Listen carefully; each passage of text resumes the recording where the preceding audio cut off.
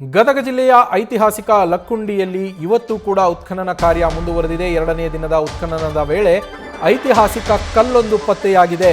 ವೀರಭದ್ರೇಶ್ವರ ದೇಗುಲದ ಬಳಿ ನಡೀತಾ ಇರುವಂತಹ ಉತ್ಖನನ ಕಾರ್ಯ ಕೋಟೆ ವೀರಭದ್ರೇಶ್ವರ ದೇವಸ್ಥಾನದ ಮುಂದಿರುವ ಸ್ಥಳದಲ್ಲಿ ನಡೀತಾ ಇದೆ. ಟಂಕಶಾಲೆ ಇತ್ತು ಅಂತ ಏನು ಹೇಳಲಾಗ್ತಾ ಇತ್ತು, ಆ ಜಾಗದಲ್ಲಿ ಈಗ ಉತ್ಖನನ ನಡೀತಾ ಇರುವಂಥದ್ದು. ಗದಗ ಜಿಲ್ಲೆಯ ಲಕ್ಕುಂಡಿ ಗ್ರಾಮದಲ್ಲಿರುವ ದೇವಸ್ಥಾನ ಇದು. ದೇವಸ್ಥಾನಕ್ಕೆ ಸಂಬಂಧಿಸಿದ ಐತಿಹಾಸಿಕ ಕುರುಹು ಪತ್ತೆಯಾಗಿದೆ ಅಂತ ಹೇಳಲಾಗ್ತಾ ಇದೆ. ವೀರಭದ್ರೇಶ್ವರ ದೇವಸ್ಥಾನದ ಬಳಿ ಪಾಣಿಬಟ್ಟಲು ಕಲ್ಲು ಪತ್ತೆಯಾಗಿರುವಂಥದ್ದು. ಇದನ್ನು ಪಾಣಿಪಟ್ಟಣ ಅಂತ ಕೂಡ ಅಂತಾರೆ. ಪಾಣಿಬಟ್ಟಲು ಕಲ್ಲು ಪತ್ತೆಯಾಗಿದೆ. ಐತಿಹಾಸಿಕ ಕುರುಹು ದೇವಸ್ಥಾನದ ಎದುರುಗಡೆಗೆ ಏನು ಉತ್ಖನನ ಕಾರ್ಯ ನಡೀತಾ ಇದೆ 10 by 10 ಮೀಟರ್ ಸ್ಥಳದಲ್ಲಿ, ಆ ಉತ್ಖನನ ಕಾರ್ಯ ನಡೀತಾ ಇರುವಂತಹ ಸ್ಥಳದಲ್ಲಿ ಪತ್ತೆಯಾಗಿರುವಂತಹ ಪಾಣಿಬಟ್ಟಲು ಕಲ್ಲು ಇದು.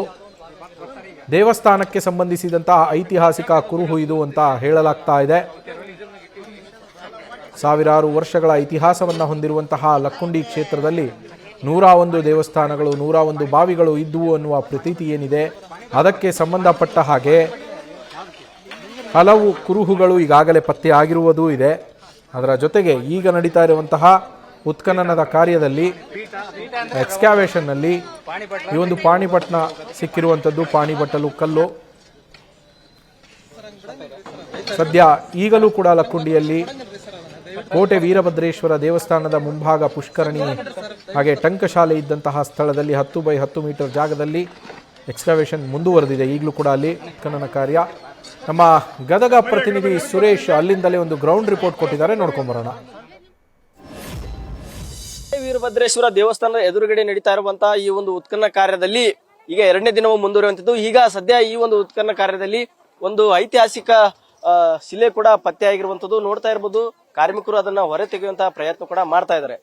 ಪ್ರಮುಖವಾಗಿ ಆ ಒಂದು ಕಲ್ಲು ಏನಿದೆ, ಏನು ಐತಿಹಾಸಿಕ ಕಲ್ಲಿದೆ, ಆ ಕಲ್ಲು ಸುತ್ತಲೂ ಒಂದು ಮಾರ್ಕ್ ಮಾಡ್ತಾ ಇದ್ದಾರೆ. ಆ ಮಾರ್ಕ್ ಸುತ್ತಲೂ ಅಂದ್ರೆ ಅದಕ್ಕೆ ಯಾವುದೇ ರೀತಿಯಾದಂತಹ ಪೆಟ್ಟು ಬೀಳಬಾರ್ದು, ಅಂದ್ರೆ ಅದು ಏನಾದ್ರು ಮುಕ್ಕಾಗಬಾರ್ದು ಅನ್ನುವಂತ ಉದ್ದೇಶದಿಂದ ಸೂಕ್ಷ್ಮವಾಗಿ ಅದನ್ನ ಹೊರ ತೆಗೆಯುವಂತ ಪ್ರಯತ್ನ ಮಾಡ್ತಾ ಇದ್ದಾರೆ.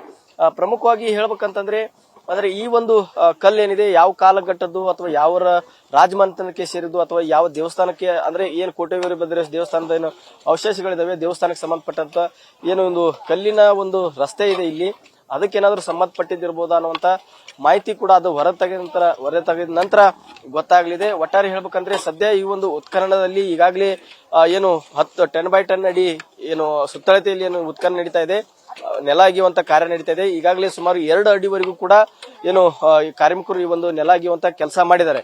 ಸದ್ಯ ಈಗ ಈ ಒಂದು ಏನು ಕಲ್ಲಿದೆ ಸದ್ಯ ಸಾಕಷ್ಟು ಕುತೂಹಲ ಕೂಡ ಕಾರಣ ಆಗಿರುವಂತದ್ದು. ಅಂದ್ರೆ ಜನರು ಕೂಡ ಈ ಒಂದು ಏನು ನಿಷೇಧಿತ ಪ್ರದೇಶ ಆಗಿದ್ರು ಕೂಡ ಜನರು ಅದನ್ನು ನೋಡೋದಕ್ಕೆ ಕೂಡ ಸಾಕಷ್ಟು ಕುತೂಹಲದಿಂದ ನೋಡ್ತಾ ಇದ್ದಾರೆ. ಒಟ್ಟಾರೆ ಹೇಳ್ಬೇಕಂದ್ರೆ ಈಗ ಸಾಕಷ್ಟು ಅಂದ್ರೆ ಯಾವುದೇ ರೀತಿಯಾದಂತಹ ಅವಶೇಷಗಳು ಆಗ್ಲಿ ಅಥವಾ ಚಿನ್ನಾಭರಣ ಮುತ್ತು ಹವಳುಗಳು ಏನು ಸಿಗಬಹುದು ಅನ್ನುವಂತ ಕುತೂಹಲ ಇದೆ.